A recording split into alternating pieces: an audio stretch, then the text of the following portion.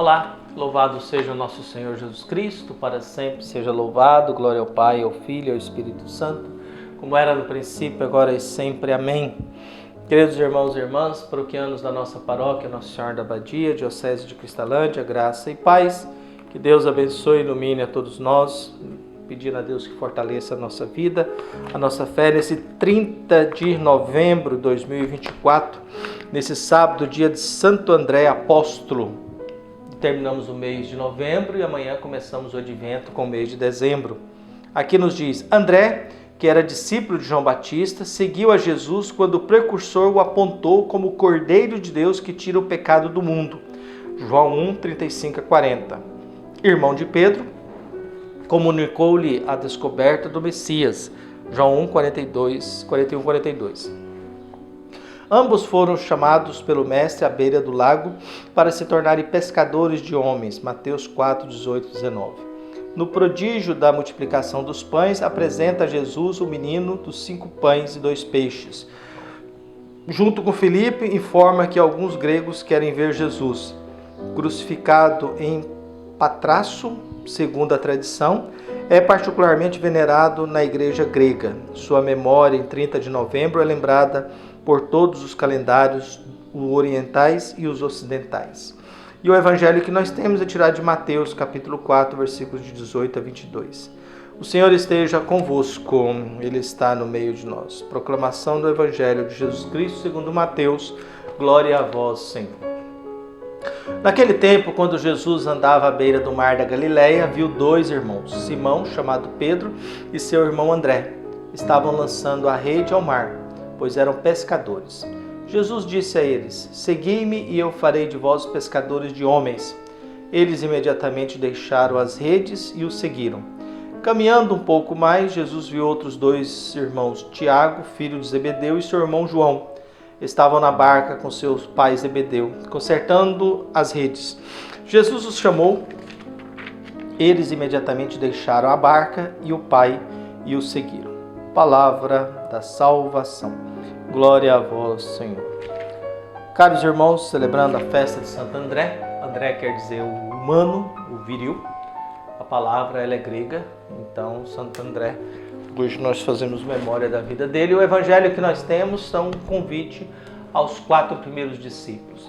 É interessante que Jesus convida os 4 primeiros 2 a 2, Pedro, André, Tiago e João, e Marcos é o 5º que é convidado sozinho, cobrador de impostos. Então Jesus vai. Uma coisa bonita no evangelho é que Jesus ele investe primeiramente no seguimento e depois na fé.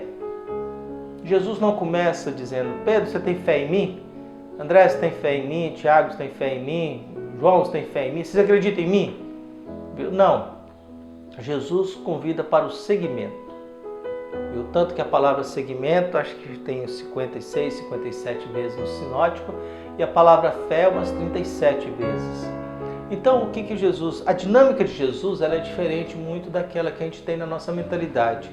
Jesus convida primeiramente para que as pessoas, seguindo Ele, e é no seguimento, na convivência, na escuta, na presença, é que as pessoas começam a acreditar em Jesus, começam a ter fé nele.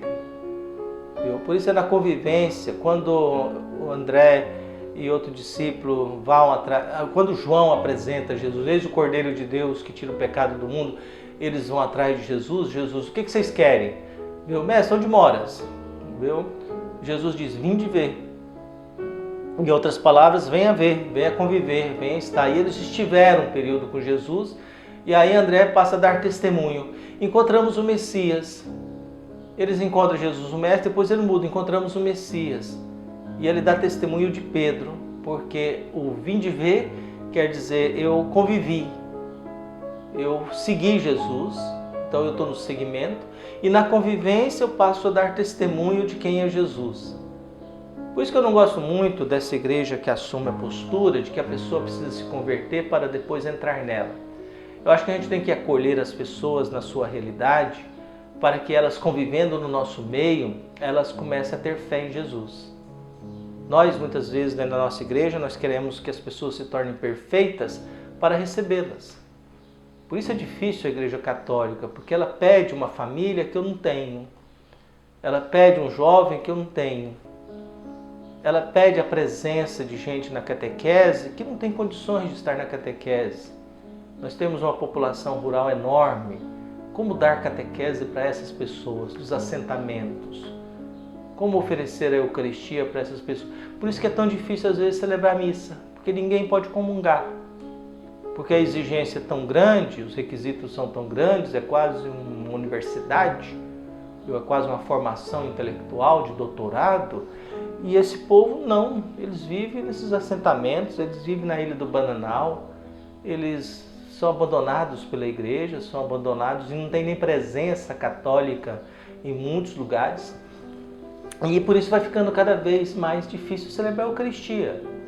Às vezes a gente celebra a Eucaristia, tem 40 pessoas, 2 pessoas só que podem comungar, porque elas não tiveram oportunidade de ter catequese.